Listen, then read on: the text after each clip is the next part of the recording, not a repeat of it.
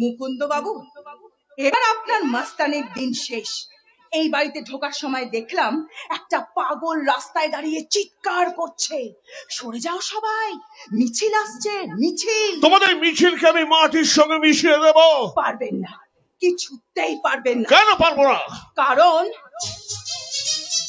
এই মিছিল সব হারার, সব পাওয়ার এই মিছিল, স্বামীহারা অনাথিনীর চোখের জল এই মিছিল, শিশুহারা মাতা পিতার অভিশাপের এই মিছিল, ঘরে ঘরে ধর্ষিতার সুবিচারের এই মিছিল, ভালোবাসার গলা টেপার প্রতিবাদের এই মিছিল।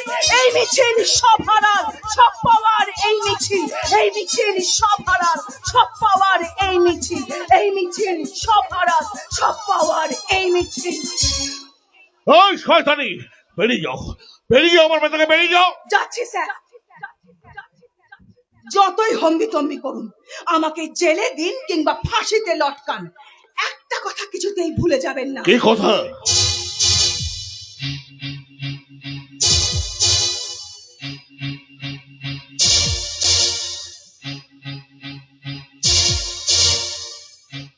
দীঘা, তাজপুর, কুচু কুচু কুচু।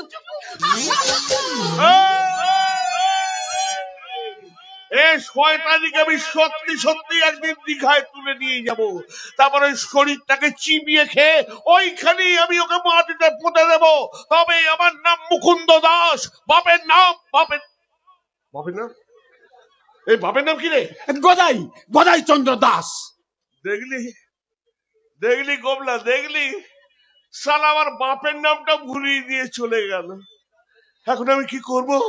বাড়ি ভর্তি লোকজন, আত্মীয় স্বজন সবাই এসে গেছে।